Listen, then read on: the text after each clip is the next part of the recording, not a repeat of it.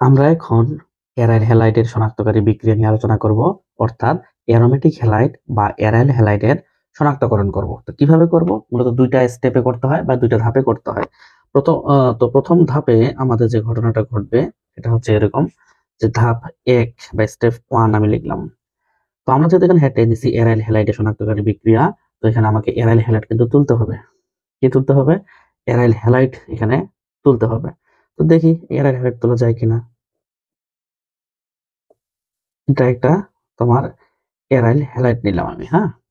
এরপরে আমাকে যেটা কাজ করতে হবে, অ্যামোনিয়া যোগ করতে হবে। তো এখানে আমি আমার মতো করে অ্যামোনিয়া যোগ করলাম,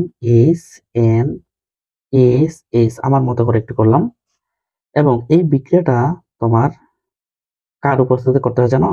কিউপ্রাস CO2O কিউপ্রাস অক্সাইডের উপস্থিতিতে করতে হয়। কিউপ্রাস অক্সাইডের উপস্থিতিতে করতে হয় এবং সেখানে 200°C তাপমাত্রা লাগে এবং 300 ATM চাপ লাগে। তারপরে কি হবে দেখো এখানে, তারপরে যে ঘটনাটা ঘটবে সেটা হচ্ছে, আমি এই কালার দিয়ে দেখাই তোমাকে। এই যে এইচ এবং এক্স আউট হয়ে যাবে, তাহলে এখানে কি তৈরি হচ্ছে বলতো? এইচ এবং এক্স তৈরি হচ্ছে, পাশাপাশি এখানে প্লাস দিয়ে লিখলাম। কি তৈরি হচ্ছে বলতো?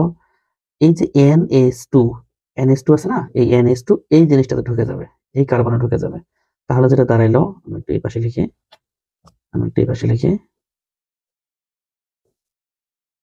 এই যে লিখলাম, এখানে NH2 হলো।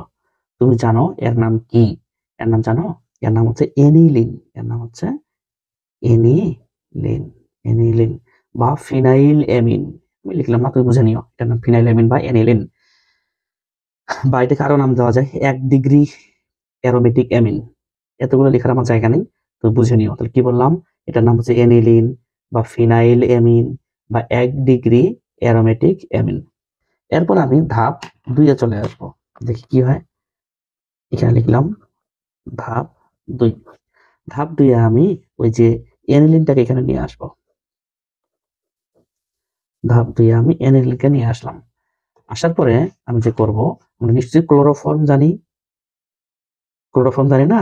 এই যে CaCl3, ক্লোরোফর্মের সাথে বিক্রিয়া দিব পটাশিয়াম হাইড্রোক্সাইড, অ্যালকোহলীয় পটাশিয়াম হাইড্রোক্সাইড, AlC, অ্যালকোহলীয় পটাশিয়াম হাইড্রোক্সাইড। মোটামুটি বিক্রিয়াটা ঘটাবো আমি 60 থেকে 70°C এর মধ্যে। তারপরে কি হবে? তারপরে যে ঘটনাটা ঘটবে এখানে লিখে দিচ্ছি আমি, এই পাশে লিখে দিচ্ছি। জায়গা নেই তো, শর্টকাটে লিখে দিলাম। এটা তৈরি হবে NC, এরকম একটা উদ্ভট টাইপের যৌগ তৈরি হবে এবং পটাশিয়াম আর ক্লোরিন মিলে এখানে তৈরি হবে KCl এবং এখানে H এবং তোমার O মিলে তৈরি হবে পানি। সমাতা আমি করলাম না, সমাতা আমার প্রয়োজন নেই। কেউ যদি ভুলক্রমে KCl এবং H2O নাও লিখে তাও কিন্তু হবে, কিন্তু এই যৌগটা থেকে তুলতেই হবে। এটার নাম কি? এটা অনেকগুলো নাম হতে পারে, যেমন আমি একটু লিখে দিচ্ছি তোমাকে, যেমন ফিনাইল আইসোসায়ানাইড। আমি অন্য কালার ইউজ করি, phenyl phenyl phenyl isocyanide isocyanide phenyl isocyanide. বিকল্প নাম আছে, যেমন বা দিয়ে দিলাম এরাইল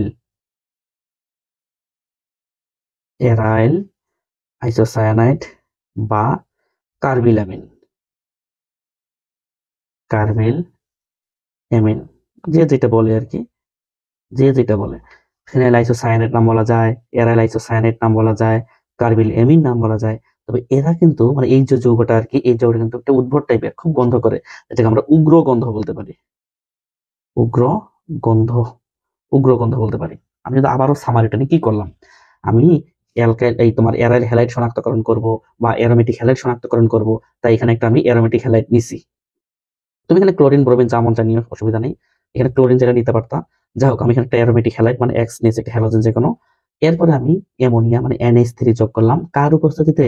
কিউপ্রাস অক্সাইডের উপস্থিতিতে 200°C দিলাম এবং উচ্চ চাপ 300 ATM দিলাম। তারপরে দেখলাম এইচ এবং এক্স মিলে HX হাইড্রোজেন হ্যালাইড তৈরি হচ্ছে। যদি Cl দিতাম তাহলে হাইড্রোজেন ক্লোরাইড হতো, মানে HCl হতো, তাই না? তারপর থাকলো কে কে? এই যে এখানে যে এই জিনিসটা থাকলো NH2 থাকলো না, এই NH2টা আবার এই বেনজেনের এই কার্বনে ঢুকে যাবে, ঢুকে গিয়ে এরকম একটা ঘটনা ঘটাবে। এটার নাম হচ্ছে এনিলিন বা ফিনাইল অ্যামিন বা 1 ডিগ্রি অ্যারোমেটিক অ্যামিন। দ্বিতীয় ধাপে কি হবে? দ্বিতীয় ধাপে আমাদের ওই অ্যারোমেটিক অ্যামিনটাকে প্রাইমারি 1 ডিগ্রি অ্যামিনটাকে এখানে নিব আমি, তারপর এখানে ক্লোরোফর্ম যোগ করব, এটার নাম কিন্তু ক্লোরোফর্ম, CaCl3 বুঝে নিও। এবার এটা হচ্ছে অ্যালকোহলীয় ক্ষার, পটাশিয়াম হাইড্রোক্সাইড নিলাম, 60 থেকে 70 ডিগ্রি সেলসিয়াস নিয়ে ঘটনা যদি ঘটাই আমি, তাহলে আমাদের এখানে একটা দুর্গন্ধ, খুব একটা বাজে একটা গন্ধ জিনিস তৈরি হবে, যার নাম হচ্ছে কার্বিলামিন বা ফিনাইল আইসোসায়ানাইড, এরাইল আইসোসায়ানাইড। এই জিনিসগুলোকে বলা হয় কার্বিলামিন। কথা কি বুঝতে পারছো? তো এটা হচ্ছে তোমার অ্যারোমেটিক কার্বিলামিন। আমরা অ্যারোমেটিক নিয়ে যেহেতু কাজ করতেছি, তবে এই যে ধাপ 2, এই ধাপটার একটা স্পেশাল একটা বৈশিষ্ট্য হচ্ছে কি জানো, এটা একটা কার্বিলামিন পরীক্ষা বলা হয়। এই দ্বিতীয় ধাপটাকে কি বলা হয়, আমি একটু লাল কালার দিয়ে দেখাই দিই। এই দ্বিতীয় ধাপটার একটা নাম আছে স্পেশাল, এটাকে বলে কার্বিল এমিন পরীক্ষা। লিখে দিচ্ছি একটু, কার্বিল বয়ারে ভেসে এলো, কার্বিল এমিন এমিন পরীক্ষা।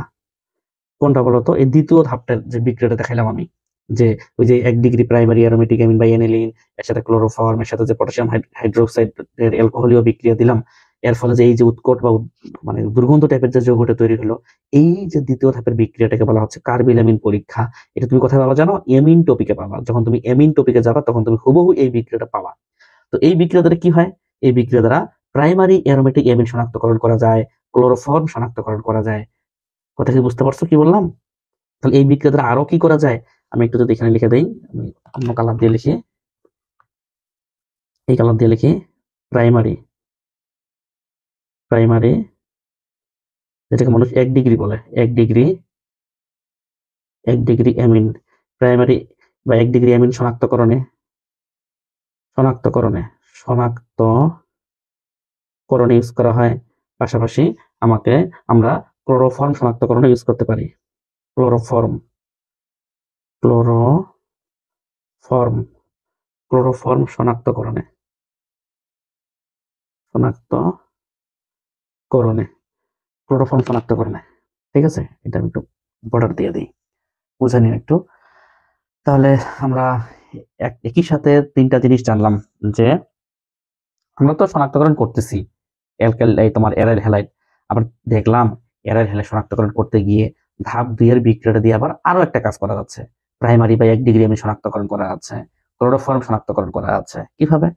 মনে করো আমাদের এই যে টেস্ট টিউবটি, যে কলমটা মনে করো টেস্ট টিউব, এখানে 1 ডিগ্রি অ্যারোমেটিক অ্যামিন আছে কিনা এটা জানার জন্য আমি যদি এখানে ক্লোরোফর্ম দেই, অ্যালকোহলীয় পটাশিয়াম হাইড্রোক্সাইড দেই, 60 থেকে 70 ডিগ্রি সেলসিয়াস তাপমাত্রা দেই, যদি উদ্ভট টাইপের, এই উৎকট বা উগ্র গন্ধ টাইপের যৌগ উৎপন্ন হয়, তাহলে বুঝবো এই যে নমুনাটাতে আমার প্রাইমারি অ্যামিন বা 1 ডিগ্রি অ্যামিন আছে। তাহলে বুঝা গেল ঠিকই আছে যে প্রাইমারি বা 1 ডিগ্রি অ্যামিনে শনাক্তকরণ করা যায় এই বিক্রিয়াটা দ্বারা। অথবা আমাদের আমাদের মনে করো এই টেস্ট টিউবে তোমার ক্লোরোফর্ম আছে কিনা যাচাই বাছাই করার জন্য আমি প্রাইমারি 1 ডিগ্রি অ্যামিন দিব, প্রাইমারি অ্যামিন একটু ঢেলে দিব, আমি একটু অ্যালকোহলীয় ক্ষার দিব, এবং 60 থেকে 70 ডিগ্রি সেলসিয়াস তাপমাত্রা দিব। যদি আমাদের উৎকট গন্ধ টাইপের এই টাইপের যৌগ উৎপন্ন হয়, তাহলে আমি বুঝে নেবো আসলেই আমার এই টেস্ট টিউবে এই নমুনাটাতে ক্লোরোফর্ম ছিল। তাহলে এই ধাপ 2 বিক্রিয়া দ্বারা আমি একই সাথে ক্লোরোফর্ম শনাক্তকরণ করতে পারতেছি, প্রাইমারি অ্যামিন বা 1 ডিগ্রি অ্যামিন অ্যারোমেটিক অ্যামিন শনাক্তকরণ করতে পারতেছি, পাশাপাশি আমরা কিন্তু এরাইল হ্যালাইডের শনাক্তকরণও করতে পারতেছি। ছলে বলে কৌশলে আমরা খালি যদি তোমার এনিলিন উৎপন্ন করতে পারি, তাহলেই তো আমরা এই এরাইল হ্যালাইড শনাক্তকরণ করতে পারতেছি। কারণ এরাইল হ্যালাইডের এই তোমার এনিলিনের সাথে ক্লোরোফর্ম এবং অ্যালকোহলীয় ক্ষার দিলেই আমরা এই যে উৎকট গন্ধ টাইপের ফিনাইল আইসোসায়ানাইড বা এরাইল আইসোসায়ানাইড এই টাইপের অ্যারোমেটিক কার্বিলামিন শনাক্তকরণ করতে পারতেছি। তাহলে এক ঢেলে কয় পাখি মারা গেল? এক ঢেলে 3 পাখি মারা গেল। কথা বুঝতে পারছো? আশা করি তুমি বুঝতে পারছো, এবং তোমাকে এটা অবশ্যই মাথায় রাখতে হবে।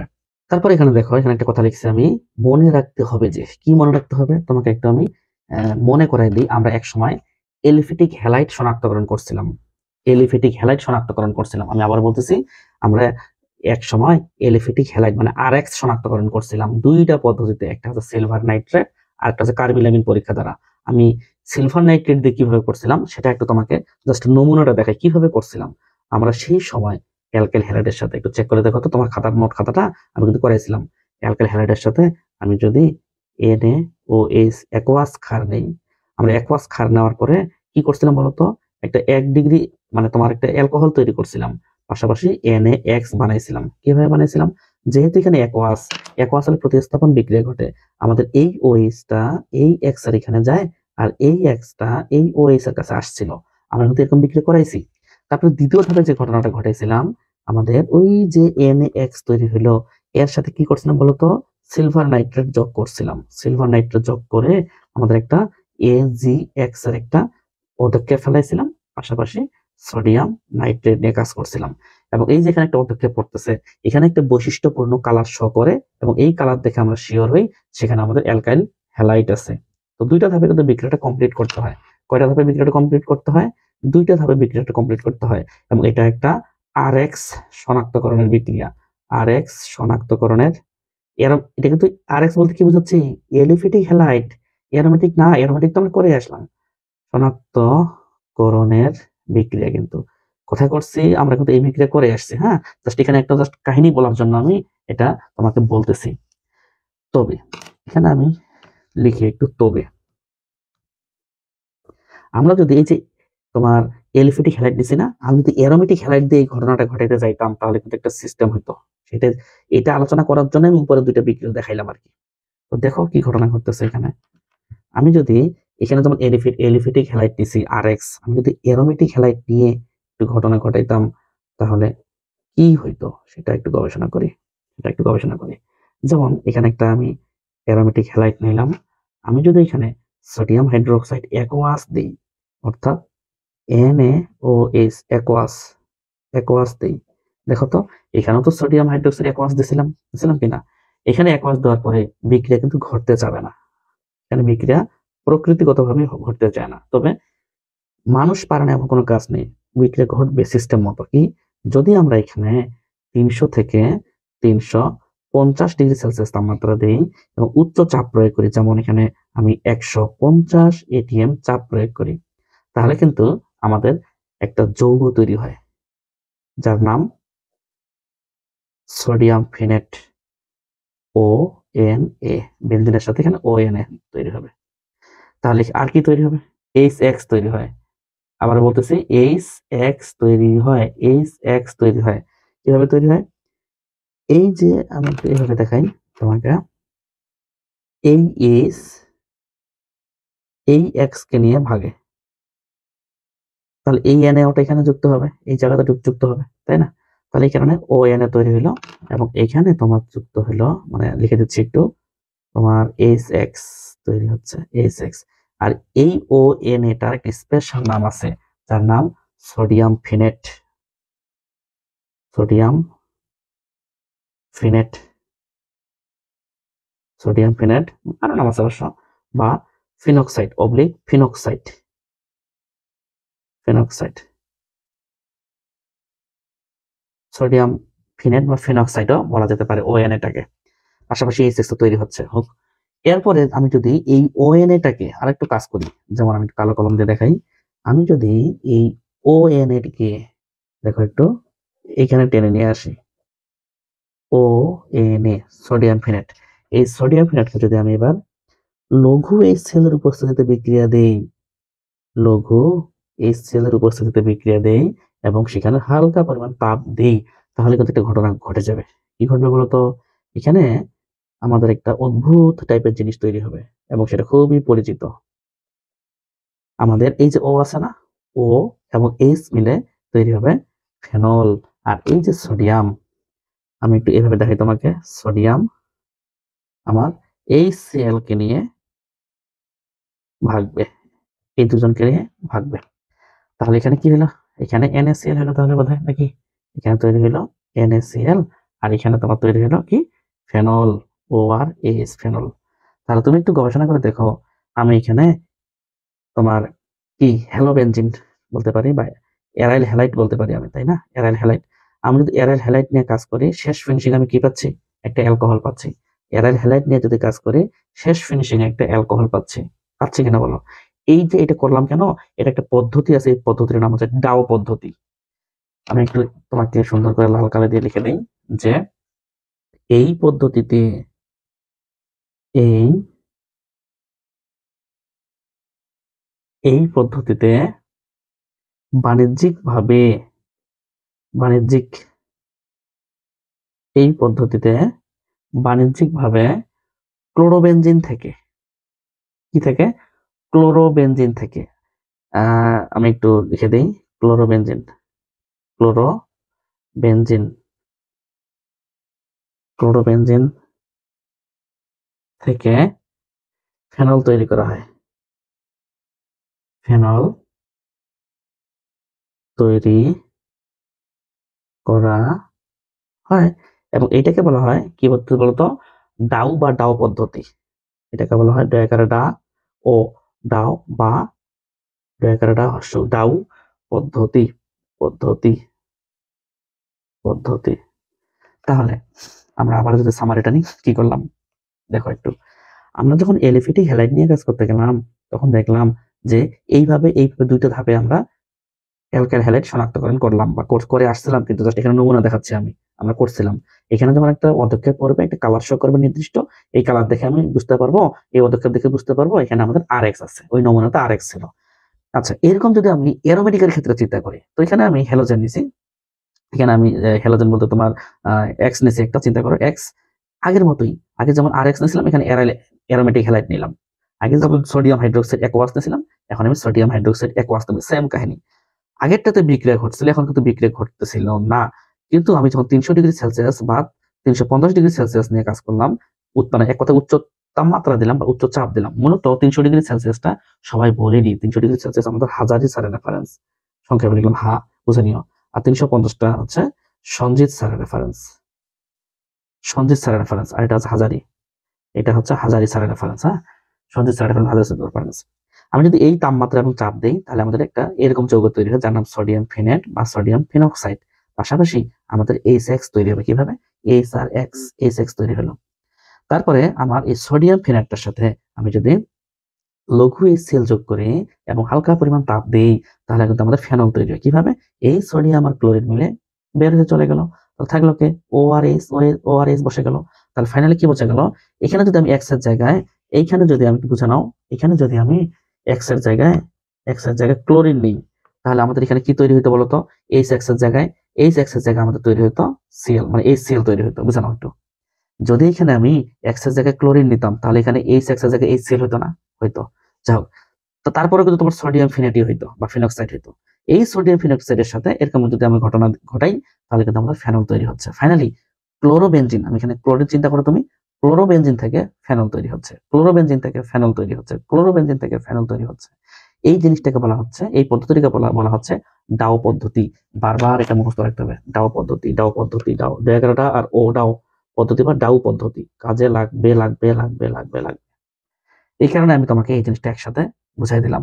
মানে একটা এমসিকিউ আসে তো, যে তোমার ডাও পদ্ধতিতে নিজের কোনটি তৈরি করা যায়, ফেনল তৈরি করা যায়। হয়তো ফেনলের পরিবর্তে কার্বলিক অ্যাসিড থাকতে পারে, যার নাম ফেনল, তার নামই কার্বলিক অ্যাসিড, সবাই জানে। ঠিক কিনা বলো একটু? ঠিক। তাহলে এক্স এর জায়গায় আমি ক্লোরিন নিতে পারি, এক্স এর জায়গায় ব্রোমিন নিতে পারি, যাই হোক না কেন। যেহেতু এখানে একটা এমসিকিউ ঢুকে আছে ডাও পদ্ধতিতে, তো এখানে আমি যদি ক্লোরোবেনজিন নিয়ে কাজ করি, তাহলে কিন্তু আমাদের এখানে ঘটনা ঘটবে। বা হ্যালোবেনজিন নিয়ে যদি কাজ করি, তবুও কিন্তু আমাদের তোমার ফেনলই তৈরি হচ্ছে। ক্লোরোবেনজিন নেই আর তোমার যে কোনো একটা হ্যালোবেনজিন নেই, আমাদের কিন্তু ফেনলই তৈরি হচ্ছে। আশা করি তুমি এই বিক্রিয়াটা বুঝতে পারছো। আমরা ক্লোরোবেনজিন এই শব্দটা বারবার বলে আসতেছি। তো আরো বলছিলাম অবশ্যই, ব্রোমোবেনজিন নিয়ে কথা বলছি, আয়োডোবেনজিন, আপনার ফ্লোরোবেনজিন, এগুলো নিয়ে কিন্তু আমরা কাজ করছি সেন্ট মেয়ার বিক্রিয়ায় বা গেটারম্যান বিক্রিয়ায়। তো এই জিনিসগুলো আমরা কিন্তু কথা বলছি। তো বারবার আমি একটা জিনিস ফোকাসিং করছিলাম, সেটা হচ্ছে ক্লোরোবেনজিন। কেন ক্লোরোবেনজিনটাকে আমরা বারবার ফোকাসিং করছি? কারণ ক্লোরোবেনজিনের কিছু ব্যবহার আছে যেগুলো খুবই কাজে লাগে। যেমন এখানে ডিডি উৎপাদনে আমাদের ক্লোরোবেনজিনের ব্যবহার আছে। এখন ডিডিটি কি? মানে ডিডিটি উৎপাদনে ক্লোরোবেনজিনের ব্যবহার আছে। এখন ডিডিটি কি? অবশ্যই সামনে আলোচনা করব। এর আপাতত মাথায় রাখো, ডিডিটি হচ্ছে প্যারা প্যারা ডাইক্লোরো ডাইফিনাইল ট্রাইক্লোরো ইথেন। দেখছো কত বড় একটা নাম? আবার বলি, প্যারা প্যারা ডাইক্লোরো ডাইফিনাইল ট্রাইক্লোরো ইথেন, এটা বলা যায়।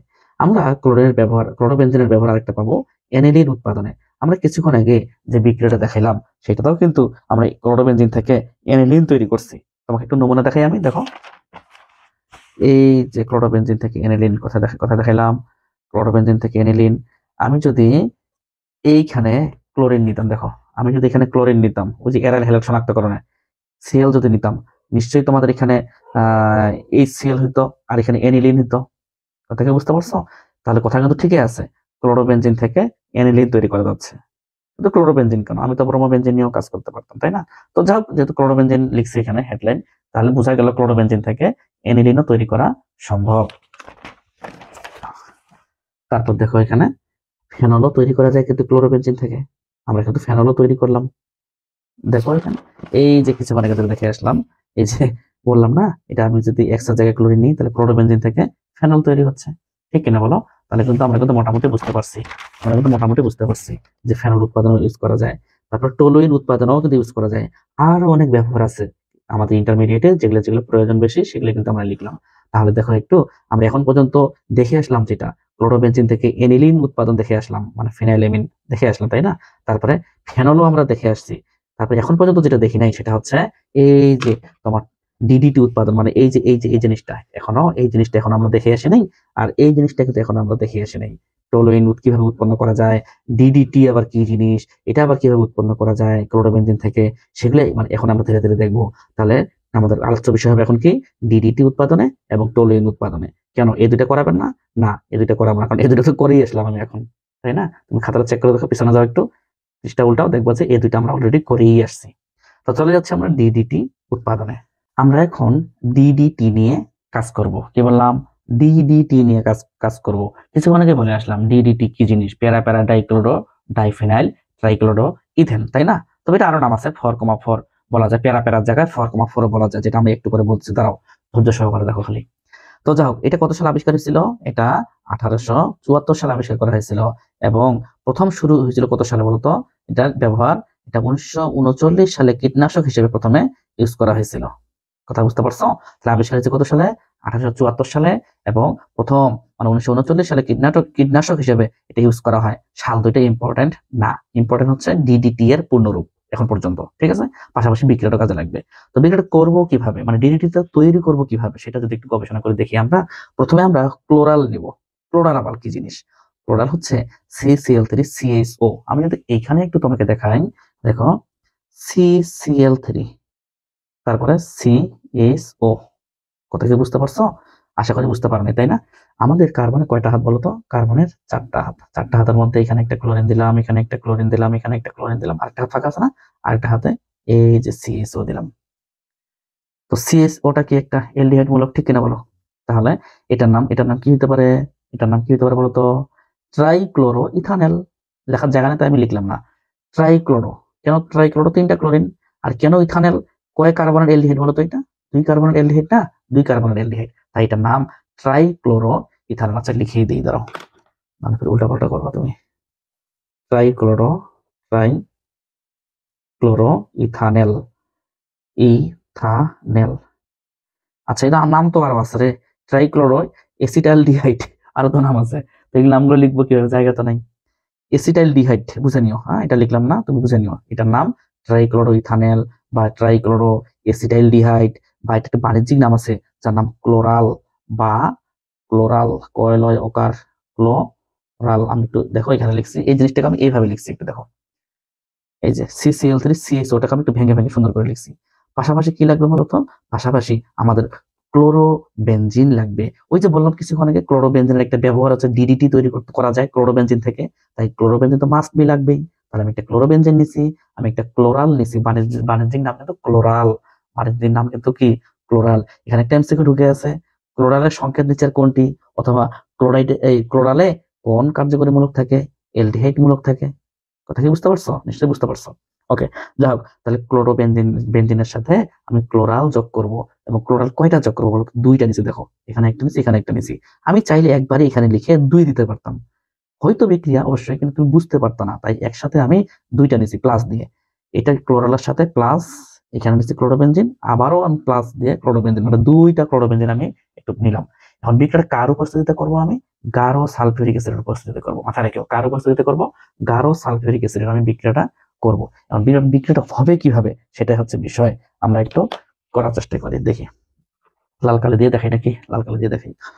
এই পাশে কে কে ছিল বলতো? এই সাইডটাতে CCl3 আমরা দেখে দেখে কপি করব এটা। এই যে Cl, তারপরে C, উপরে ছিল Cl, নিচেও ছিল Cl, ছিল কেন বলো? এরপরে দেখো এখানে আমাদের ঘটনাটা কি ঘটে, C ছিল, ছিল কি না? ছিল। উপরে ছিল কি? উপরে ছিল H। আমি কিন্তু দেখে দেখে বসাচ্ছি, দেখো এই যে H, এই যে H, আমি দেখে দেখে বসাচ্ছি। হ্যাঁ, এখন আমাদের যে ঘটনাটা ঘটবে সেটা হচ্ছে এই যে ওটা, এই ওটা কি হবে বলতো? এই ওটা আর H মিলে পানি তৈরি হবে। আমি একটু এই কালার দিয়ে দেখাই। এখানে আমরা 2 অণু নিছিলাম ক্লোরোবেনজিন, তো 2 অণু থেকে 2টা H, দেখো আমরা কিন্তু প্রত্যেকটাতে H আছে, কিন্তু এই যে H H H H প্রত্যেকটাতে আছে, কিন্তু বুঝার সুবিধার জন্য আমি শুধু একটা কার্বনের H বের করে দেখাইছি বুঝার সুবিধার জন্য। তাহলে এই ক্লোরোবেনজিনের একটা H বের করে দেখাইছি, এই ক্লোরোবেনজিনের একটা H বের করে দেখাইছি। এর মানে এই না যে এইখানেও H নাই, এগুলা তো H নেই, আছে কিন্তু প্রত্যেকটা কার্বনে H আছে। এখানে তো তোমার H এর পরিবর্তে Cl আছে। যাই হোক, তো এইখানে যে ঘটনাটা ঘটবে, এই যে 3জন মানুষ মিলে পানি তৈরি করবে, H2O তৈরি করবে। কি তৈরি করবে? H2O তৈরি করবে। তো H2O টা লিখবো কোথায় বলো তো? H2O টা আমি এখানে লিখে নিচে, এইখানে লিখি প্লাস H2O দিই, এখানে দিই, সমস্যা নেই, প্লাস H2O তৈরি হচ্ছে। এখন আমি এখানে যদি H2O তৈরি হয়, নিশ্চয়ই আমার তো হাত মিলাইতে হবে। হাত মিলাইতে হবে কেন বলো? এই কার্বন তো 4টা হাত মিলাইতে হবে। তাহলে এখানে একটা হাত, এখানে একটা হাত, আরো 2টা থাকবে। এখানে 2টা ছিল, আমি 2টার জায়গায় এখানে সিস্টেম মতো এখানে একটা বের করে দেব, এখানে একটা বের করে দেব। আমার 4টা হাত মিলাইতে হবে, তাই না? এই 4টা হাতে কে ঢুকবে? মানে এই 2টা হাতে কে ঢুকবে? 4টা হাত বলতে আমি বুঝাচ্ছি এই হাতে তো এই হাইড্রোজেন, এই হাতে তো এই কার্বন। এখন 2টা হাতে 2টা আমার বেনজিন চক্র, যে এই জিনিসগুলো, এই জিনিসগুলো 2টা যুক্ত হবে। তো যুক্ত হবে কিভাবে? আমরা একটু লিখি সুন্দর করে। এই যে লিখতেছি, মনে করি এটা এই কার্বন যুক্ত হলো এখানে, তাহলে এই পাশে একটা ক্লোরিন ছিল না, সেই ক্লোরিনটা এখানে আমি তুলে ধরছি। পাশাপাশি এই হাতেও একটা এই বেনজিন ঢুকে যাবে, এদের মতোই ঢুকাই দেবো, কোনো 19-20 করবো না। দেখো, তুমি খালি একটু খাতায় প্র্যাকটিস করবা, তাহলে আশা করি বুঝতে পারবা। আর এই বেনজিনের এখানে একটা ক্লোরিন ছিল না, এই যে ক্লোরিন দিয়ে দিলাম আমি, ক্লোরিন দিয়ে দিলাম। তাহলে কি হলো? আবার বলতেছি তোমাকে আমি, দেখো, যখন এই যে আমার কিন্তু ক্লোরালের সাথে 2 অণু ক্লোরোবেনজিন লাগবে, কিন্তু আমি চাইলে এটা লিখে সামনে 2 দিতে পারতাম, কিন্তু এটা অসুবিধা হয়তো বুঝতে তোমার, তাই আমি এটার সাথে প্লাস দিয়ে একবার ক্লোরোবেনজিন লিখছি, আবার প্লাস দিয়ে ক্লোরোবেনজিন লিখছি, মানে 2টা ক্লোরোবেনজিন লাগবে এখানে, ঠিক আছে? 2টা ক্লোরোবেনজিনের মধ্যে 2টা H থাকবে। H তো অনেকগুলো আছে, এখানে H আছে, এখানে H আছে, এখানে H আছে, এখানে H আছে, যে কোনো একটা তুমি বের করে দেখাও, সমস্যা নেই। তো আমি এই কার্বনের একটা H বের করে দেখাইছি, এই কার্বনের একটা H বের করে দেখাইছি। এটা কিন্তু দেখাইতে হবে এবং বোঝার সুবিধার্থে দেখাইতে হবে তোমাকেও। তাহলে 2টা H আর O মিলে যা হওয়ার তাই হবে, পানি হইলো, ঠিক আছে? তো পানি যেতে হইলো, এই কার্বনে তো হাত মিলাইতে হবে, তাই না? অলরেডি তো 2টা হাত ফিল আপ আছেই, আরো 2টা হাত, নিচে একটা দিলাম, এই পাশে একটা দিলাম, দিতেই পারি, নিচে একটা দিলাম, এই পাশে একটা দিলাম, দিতেই পারি। দেখো এখানে সেটাই দিছি আমি, এই কালি দিয়ে এই কলম দিয়ে দিছি, দেখো 2টা হাত বের করে দেখাইছি। এখন এই 2টা হাতে আমার এই যে 2জন মানুষ আছে, এই যে 2জন মানুষ আছে, এই 2জন মানুষ 2 জায়গায় ঢুকে যাবে। দেখো ঢুকাই দিছি আমি, ঢুকাই দিয়ে এরকম একটা স্ট্রাকচার আসবে, এর নামই হলো ডিডিটি, এর নামই হলো ডিডিটি, উদ্ভট টাইপের নাম। এবং এর নাম কি আমরা অলরেডি দেখে আসছি, প্যারা প্যারা। আমি একটু লিখে দিই তোমাকে, প্যারা প্যারা, প্যারা প্যারা ডাইক্লোরো, ডাইক্লোরো, বিশাল বড় নাম কিন্তু, প্যারা প্যারা ডাইক্লোরো ডাইফিনাইল, ডাইফিনাইল, ডাইফিনাইল ট্রাইক্লোরোইথেন, ট্রাইক্লোরোইথেন, ট্রাইক্লোরোইথেন। আচ্ছা, এখানে প্যারা প্যারা কেন বলা হইলো, তাই না? প্যারা প্যারা ডাইক্লোরো কেন বলা হইলো, একটু তোমাকে বলি আমি। আমাদের এই যে এখানে একটা কার্বন আছে, কার্বনের সাথে এই যে গ্রুপটা আছে, পুরো গ্রুপটা একটা প্রধান প্রধান গ্রুপ মনে করো, পুরোটা। দেখো, এটা ক্লোরিনের একটা গ্রুপ, এই কার্বনের সাথে একটা ক্লোরিন আছে, এই কার্বনের সাথে বিশাল বড় এখানে একটা আছে। তাহলে এটা হবে মেইন কার্যকরীমূলক, যদি এখানে বিশাল বড় একটা কার্যকরীমূলক আছে। তাহলে এটা যদি মেইন কার্যকরীমূলক হয়, তুমি জানো এই পজিশনটাকে বলে অর্থ, অথবা এই পজিশনটাকে বলে অর্থ, এটাকে বলে মেটা পজিশন, এটাকে বলে মেটা পজিশন, আর এটাকে বলে প্যারা পজিশন। তাহলে প্যারা পজিশনে কি ক্লোরিন আছে না? আছে। অনুরূপভাবে এখানেও চিন্তা করে দেখো, এটা যদি মেইন কার্য, এই পুরোটা যদি তোমার একটা গ্রুপ হয়, প্রধান গ্রুপ হয়, আর এটা যদি তোমার সেকেন্ড গ্রুপ হয়, তাহলে এইটা তোমার কি মেইন কার্যকরীমূলক এই কার্বনে ঢুকে আছে। তাহলে মনে করো, তাহলে এটা হবে অর্থ পজিশন, এটা হবে মেটা পজিশন, এটা হবে প্যারা পজিশন। অনুরূপ ভাবে এটা হচ্ছে অর্থ পজিশন, এটা হচ্ছে মেটা পজিশন, এটা হচ্ছে প্যারা পজিশন। তাহলে এখানে এটা যদি প্যারা হয়, এটাও যদি প্যারা হয়, তাই আমি বলতে পারি না প্যারা প্যারা ডাইক্লোরো। এখন পর্যন্ত কিন্তু ঠিক আছে, ডাইক্লোরো বানাটা একটা বলেছে, কয়লায় ওকার রয় কর রো, ক্লোরো, কয়লায় ওকার রয় কর রো, ক্লোরো, প্যারা প্যারা ডাইক্লোরো। এখন পর্যন্ত কিন্তু আমরা নামটা মোটামুটি লিখলাম, প্যারা প্যারা ডাইক্লোরো। প্যারা পজিশনে ক্লোরিন, প্যারা পজিশনে ক্লোরিন, 2টা ক্লোরিন আছে প্যারা পজিশনে, তাই প্যারা প্যারা শব্দ 2বার লিখছি। আর এখানে 2টা যেহেতু ক্লোরিন, তাই ডাই শব্দটা আসছে এবং ক্লোরো শব্দটা আসছে। ওকে, এখন পর্যন্ত ঠিক আছে। এরপরে ফিনাইল কয়টা আছে দেখো তো একটু, ফিনাইল, এখানে ফিনাইল মূলক আছে 2টা, এই যে এটা একটা ফিনাইল, এটা একটা ফিনাইল। ফিনাইল আবার বলতেছি কেন? তুমি জানো বেনজিনের সাথে যদি একটা এইচ, বেনজিনের যদি একটা এইচ বের হয়ে যায় তাহলে সেটাকে মানুষ ফিনাইল বলে। অ্যালকেন থেকে একটা এইচ চলে গেলে যেমন মানুষ অ্যালকাইল বলে, তোমার বেনজিন থেকে একটা এইচ চলে গেলে ফিনাইল বলে। দেখো তো, তোমার এই অংশটা চিন্তা করো, এই অংশটা বাদ দাও। মনে করো আমি কেমনে দেখাই, মনে করো কলম দিয়ে দেখাচ্ছে, এই পাশের অংশটা এখানে একটা এইচ থাকার কথা, এইচ নাই মনে করো, এই অংশটাকে বলবো তুমি ফিনাইল। অনুরূপ ভাবে এখানে চিন্তা করো, কলম দিয়ে আটকে দিলাম আমি, দেখো এই যে বেনজিনের সাথে এখানে একটা এইচ থাকার কথা নাই, এই কারণে এই অংশটাকে বলা হচ্ছে ফিনাইল। এখন ফিনাইল বলবো, এখন কার্বনের সাথে যুক্ত হয়ে আছে। যাই হোক, আমরা বলতে চাচ্ছি যেখানে দুইটা ফিনাইল মূলক আছে, কাহিনী শেষ, ফিনাইল আছে। কয়টা ফিনাইল আছে? দুইটা, তাই আমরা ডাই শব্দটা লিখছি, ডাই ফিনাইল।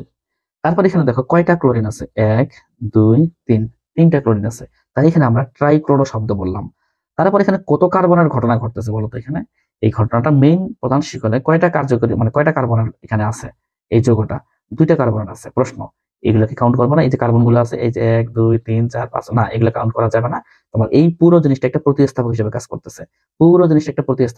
করতেছে, তাহলে এখানে তোমার তোমার দুই কার্বনের যে ঘটনাটা ঘটতেছে, তাই এখানে ইথেন শব্দ দিলাম। কথা কি বুঝতে পারছো? কি শব্দ দিলাম বলতো? ইথেন শব্দ দিলাম আমি। যেমন তোমাকে একটু আমি বলি, এখানে তোমাকে দেখাই, তোমাকে একটু দেখলে তুমি বুঝতে পারবা।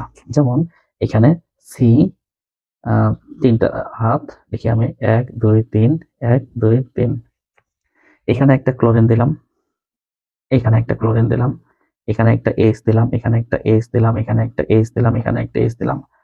এটার নাম কি বলতো? এই যৌগটার নাম, এখানে এইচ ক্লোরিন এইচ, এইচ মানে হাইড্রোজেন ক্লোরিন এইচ, এটার নাম তোমাকে কিন্তু তুমি ডাইক্লোরো ইথেন বলতে পারো, তাই না? কেন ইথেন? দুই কার্বনের, তাই। কেন ডাইক্লোরো? দুইটা ক্লোরিন আছে, তাই। অনুরূপ ভাবে এখানে কিন্তু আমরা এই কথাগুলো কিন্তু বলছি। দেখো তুমি চেক করে একটু, প্যারা পজিশনে দুইটা ক্লোরিন আছে, তাই এখানে প্যারা প্যারা শব্দ আসছে। যেহেতু দুইটা ক্লোরিন, তাই ডাইক্লোরো শব্দ আসছে। ক্লোরো কিন্তু এটা, হ্যাঁ বুঝে নিও, ক্লোরো। তারপরে এখানে ফিনাইল মনে করছে দুইটা, দেখো ফিনাইল মানে কি? তোমার বেনজিন থেকে একটা এইচ চলে গেল, যা থাকে তাই হচ্ছে ফিনাইল।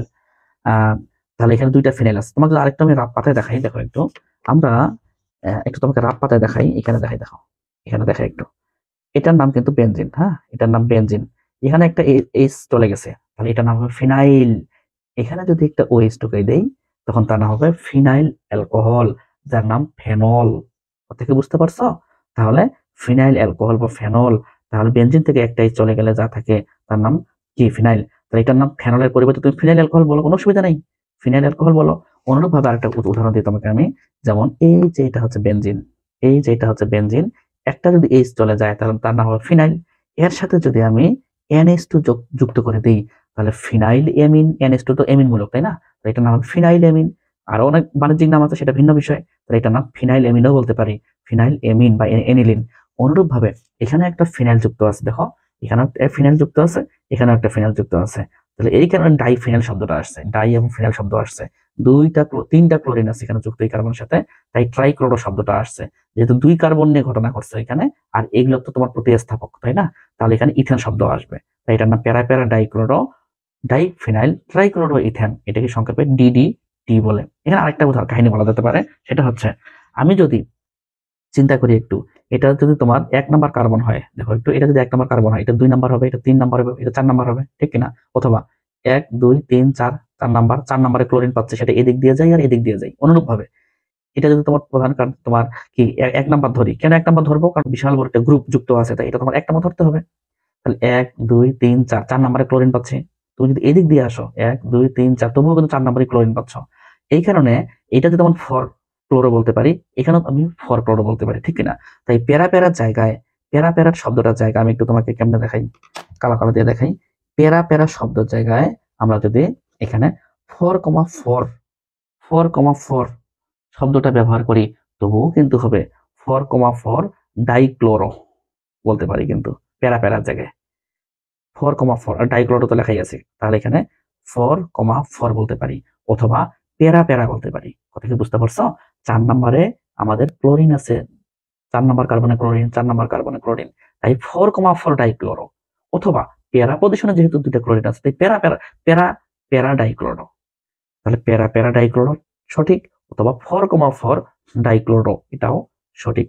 আমরা যদি এই DDTর ধর্ম নিয়ে চিন্তা করি, তাহলে বুঝবো কি, দেখো তো এটা ধর্ম কি। এটা হচ্ছে 1 নাম্বার পয়েন্ট, এটা হচ্ছে কঠিন পদার্থ, সলিড। এটা হচ্ছে কঠিন টাইপের, কঠিন পদার্থ। ডিডিটি হচ্ছে কঠিন পদার্থ। 2 নাম্বার পয়েন্ট বলতে পারি, এটাতে গলনাঙ্ক আছে কিন্তু, গলনাঙ্ক এমসিকিউতে কাজে লাগতে পারে। গলনাঙ্ক, গলনাঙ্ক কত বলতো? 109 থেকে 110 ডিগ্রি সেলসিয়াস। 109 থেকে 110 ডিগ্রি সেলসিয়াস। আর এটার ব্যবহার কি? ব্যবহার কিন্তু আমরা এখানে লিখছি, দেখো তোমার জন্য যদি আমাদের ভিডিওটা বড় না হয়। দেখো 1940 থেকে 50 সালের দিকে ডিডিটি পাউডার শক্তিশালী জীবাণুনাশক ও কীটনাশক হিসেবে প্রচুর ইউজ হতো। তাহলে এখানে শক্তিশালী জীবাণুনাশক ও কীটনাশক দুইটা হিসেবে কিন্তু ইউজ করা যায়। মাথায় রাখতে হবে ডিডিটি কি হিসেবে ইউজ করা যেত বা কি হিসেবে ইউজ করা যায়? 1 জীবাণুনাশক, 2 কীটনাশক।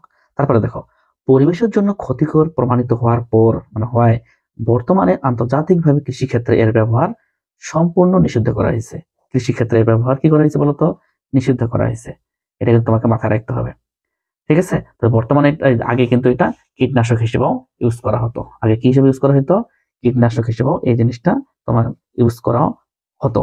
আশা করি তুমি এই ডিডিটি সম্পর্কে মোটামুটি একটা আইডিয়া আসছে। কি মনে রাখবা? ডিডিটি এর পূর্ণরূপ মনে রাখবা, ডিডিটি এর ধর্ম মনে রাখবা, ডিডিটি এর ব্যবহার মনে রাখবা। সালটাল কিন্তু কাজে লাগবে না, এবং বিক্রিয়াটা মনে রাখবা। আমাদের ক্লোরাল প্রয়োজন হবে, আমাদের 2টা ক্লোরোবেনজিন প্রয়োজন হবে, গাঢ় সালফিউরিক অ্যাসিডের প্রয়োজন হবে। তারপরে বিক্রিয়াটা কমপ্লিট করে আমরা নামটা লিখে দেবো, নামটা কি আর কি, পূর্ণরূপ কি বা নামটা কি আসলে।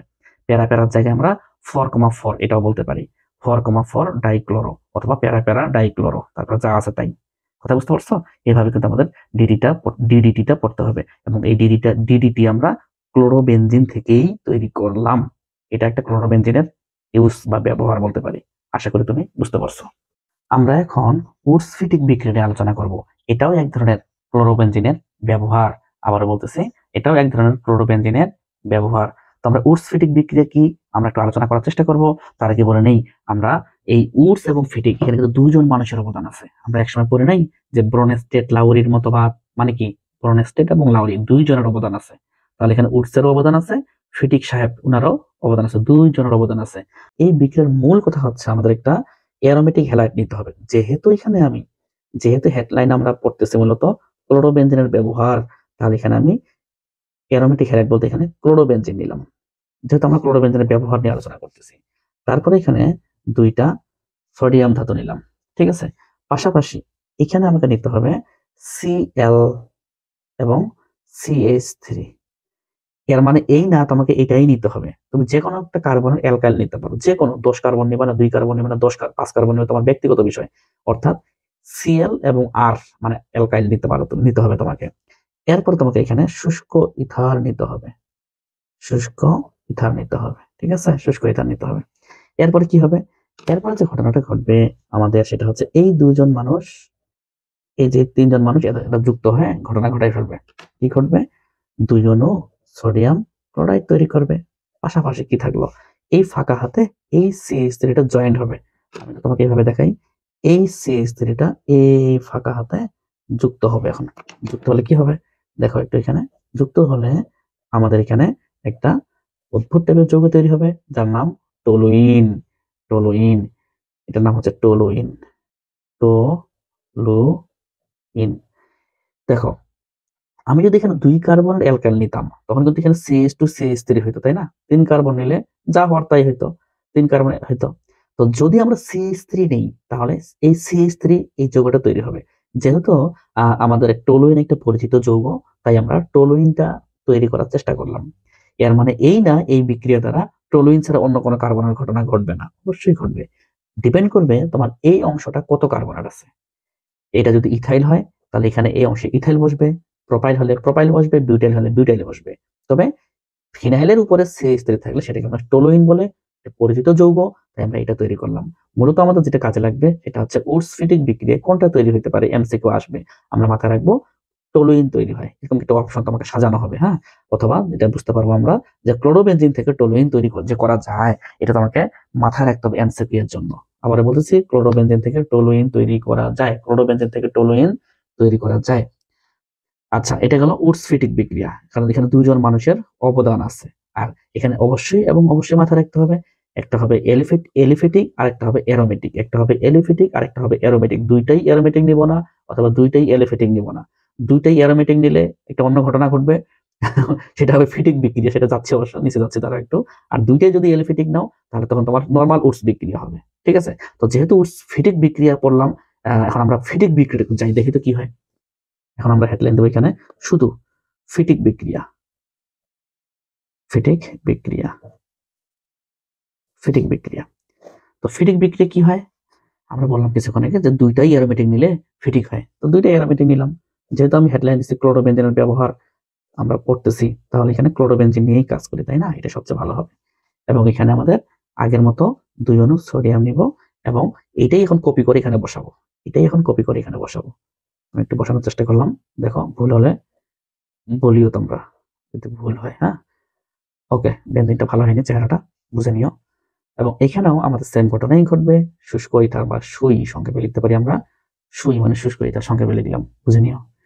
তো এখন আমি দেখো পার্থক্য দেখো, উডস ফিটিক বিক্রিয়া, হ্যাঁ এখানে একটা অ্যারোমেটিক হ্যালাইড, এখানে এলিফেটিক হ্যালাইড নিছি আমি। আর ফিটিক বিক্রিয়া দেখো দুইটাই অ্যারোমেটিক হ্যালাইড নিছি, এবং সেম সেম নিতে হবে। ব্রোমিন নিলে ব্রোমিন নিতে হবে, মানে সেম সেম হ্যালোজেন নিতে হবে আর কি। যেহেতু আমরা ক্লোরোবেনজিনের ব্যবহার করতেছি তাই ক্লোরিন নিয়ে কাজ করলাম আমি। এবং আবার সেই পূর্বের নিয়মের ঘটনা ঘটবে, কি এই হ্যালোজেন আর এই হ্যালোজেন মিলে একটা বক্স মনে মনে টানে আমরা দেখাই দেবো, যেখানে 2 অণু তৈরি হচ্ছে সোডিয়াম ক্লোরাইড। এবং কি কি হচ্ছে দেখে দেখে কপি করে বসাবো।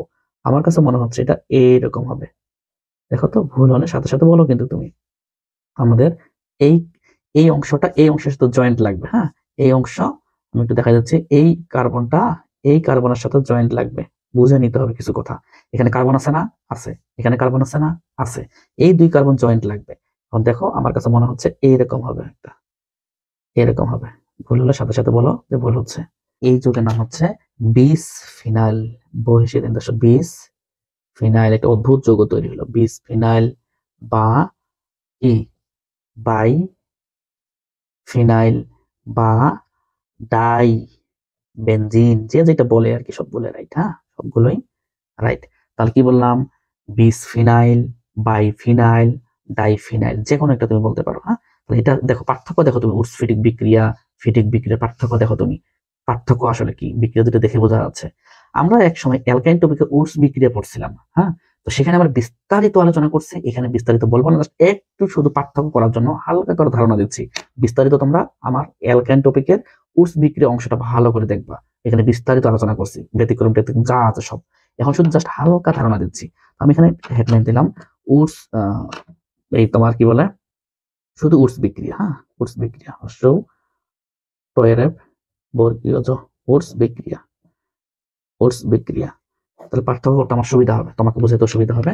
আমাদের এখানে যেটা লাগবে সেটা হচ্ছে একটা অ্যালকাইল হ্যালাইড লাগবে, এবং 2 অণু সোডিয়াম লাগবে, এবং আরেকটা অ্যালকাইল হ্যালাইড লাগবে।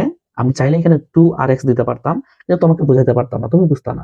তাই 2RX এর জায়গায় আমরা একটা RX লিখলাম, আর আরেকটাকে আমরা উল্টাই লিখলাম এখানে, ঠিক আছে। তাহলে এখানে ঠিকই তো আছে, 2 অণু RX লাগবে, 2 অণু সোডিয়াম লাগবে। ওকে, তারপরে এখানে আমরা শুষ্ক ইথার নেব, আমি সংক্ষেপে সুই লিখলাম, পরীক্ষার খাতা তো আর সুই টুই লেখা যাবে না, তখন একবারে দিবে স্যার নাম্বার। তো এখানে কি হয়, এখানে এক্স আর এক্স মিলে যা হওয়ার তাই হবে। তাহলে এখানে তোমার এক্স এক্স মিলে কি হচ্ছে 2 এন এক্স হচ্ছে। তারপর এখানে এই আর আর এই আর জয়েন্ট লেগে তৈরি হবে আর বন্ড আর, আর বন্ড আর, এটা এক ধরনের অ্যালকেন। বিস্তারিত আর বললাম না, বিস্তারিত আমাদের টপিকটি আমি আলোচনা করে আসছি, সেখানে দেখে নিবা। তাহলে দেখো পার্থক্য করতেছি আমি, উডস বিক্রিয়া আমার অ্যালকেন তৈরি হচ্ছে, ফিটিক ফিটিক বিক্রিয়া আমাদের বিসফিনাইল বা বাইফিনাইল বা ডাইবেনজিন তৈরি হচ্ছে। আর উডস ফিটিক বিক্রিয়ায় আমাদের তৈরি হচ্ছে টলুইন। কি তৈরি হচ্ছে, টলুইন। তো যা আমাদের যেহেতু হেডলাইন ছিল একটা ক্লোরোবেনজিনের ব্যবহার, আমি কিন্তু ক্লোরোবেনজিনের ব্যবহার করলাম। ক্লোরোবেনজিনের ব্যবহার করে আমি উডস ফিটিক ফিটিক বিক্রিয়ার সাহায্যে আমি টলুইন তৈরি করলাম। আমি ক্লোরোবেনজিনের সাহায্য নিয়ে আমি ফিটিক বিক্রিয়ার সাহায্যে আমি কিন্তু বিসফিনাইল তৈরি করলাম।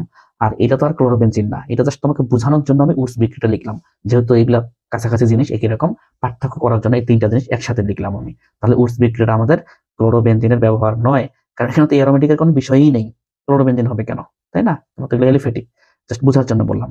এই হচ্ছে আমাদের মোটামুটি তোমার ক্লোরোবেনজিনের ব্যবহার। অবশ্যই ক্লোরোবেনজিনের ব্যবহারে তুমি ডিডিটি গুরুত্ব দিবা, এবং ওই যে তোমার উডস ফিটিক বিক্রিয়াটা বেশি করে গুরুত্ব দেওয়ার চেষ্টা করবা। আমি এই যে 3টা বিক্রিয়ার মধ্যে, হ্যাঁ আমি একটু তোমাকে উডস ফিটিক বিক্রিয়াটা V V V V I দিয়ে দিই, very very very very important দিচ্ছি। ফিটিক বিক্রিয়াটা খুব একটা কাজে লাগবে না, তবে উডস বিক্রিয়াটা কাজে লাগে। তোমরা এখান থেকে না পড়ে আমি যে অ্যালকেন টপিক আলোচনা করছিলাম উডস বিক্রিয়া বিস্তারিতভাবে সেখানে দেখে নিবা। এটা জাস্ট তোমাকে নমুনা দেখাচ্ছে কিভাবে আসলে উডস বিক্রিয়া দ্বারা তৈরি হয়, কি তৈরি হয়, ফিটিক বিক্রিয়া দ্বারা কি হয়, উডস ফিটিক বিক্রিয়া দ্বারা কি হয়। আশা করি বুঝতে পারছো। তো আমরা আমাদের টপিকটা এখানে শেষ করলাম। আল্লাহ হাফেজ।